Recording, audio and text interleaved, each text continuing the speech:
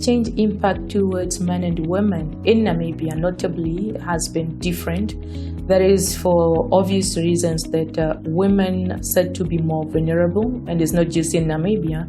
Globally, research have shown that women tend to be less resilient to issues of climate change. This is because in many cases, they do not have much capacity. It could be in terms of their household, how they are being set up. If you have a big storm, women-headed household always become more vulnerable. EIF have in its establishment as a governance issue, we have a gender policy, which is actually an instrument that guides the operation of the entity when it comes to gender mainstreaming issue. But it's very crucial for me to indicate that as a state-owned entity, our policy literally they are equally aligned to national policy. Of course, Namibia as a country, we have seen how we have been championing issues of gender mainstreaming. We have a national gender policy. So when it comes to the impact of how have we been implementing this gender policy, we have ensured that in our intervention, when it comes to our activities that we are funding, all project proposals that are being submitted to the fund, we ensure that, and it's a requirement that our applicant, our guarantee, are expected to always include gender mainstreaming issues. We expect them to have gender key performance indicators, making a provision as to how many women would benefit in this particular project intervention, how many men should benefit in this particular intervention. Well, while we are there, you should also note that when people hear about gender policy, gender mainstreaming, the notion out there is that we are trying to, move or skew towards one gender. And people look at this like it is a women policy. I think one thing I should put into perspective here is that our gender policy advocates for 50-50 intervention. To date, we could really attest that most of our project initiatives that we fund to our guarantees down on the ground, they have actually satisfied the condition of ensuring that when they select their beneficiaries, at the center of their selection criteria, gender mainstreaming is always featuring, which is also included in their progressive report as they feedback the entity in terms of initiative implementation on the ground.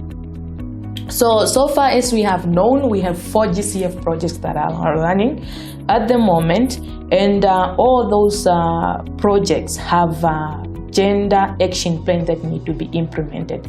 So as an entity, so that we have a central coordination function of gender, we have also appointed a gender person who would deal with the coordination of gender implementation activity, because centrally you would also want a standardized approach and ensuring that this gender actions are actually being monitored centrally as much as you have individual action plan for the respective project.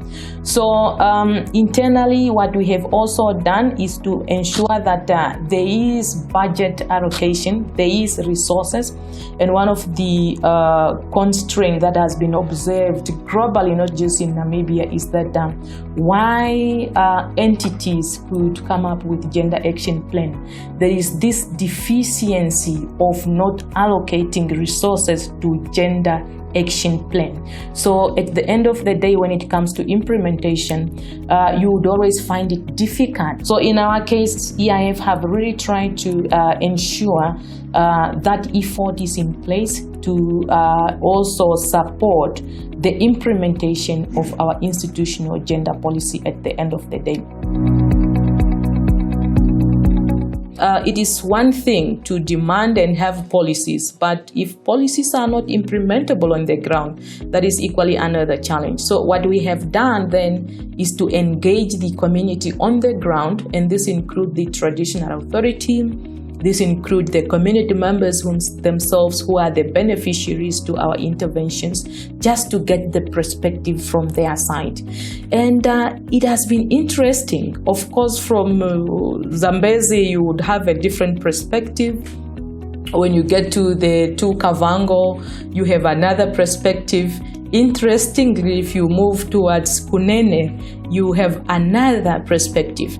But what we have seen generally, these differences are also kind of fueled by cultural norms, the traditional beliefs of what men should do, what women should do. And we know historically, we cannot run away from that. The way we have been operating our setup in terms of culture, there is always that segregation of duty.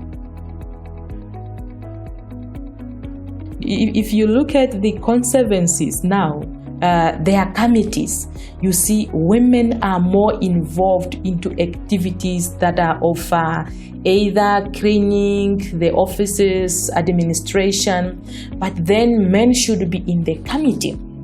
And then we are saying, when the conservancy receive their incomes, can you have a portion of women involved in decision making in terms of how should we deal with the income we have received at the conservancy levels? So those are some of the dialogue, but you could see it is not coming so easily.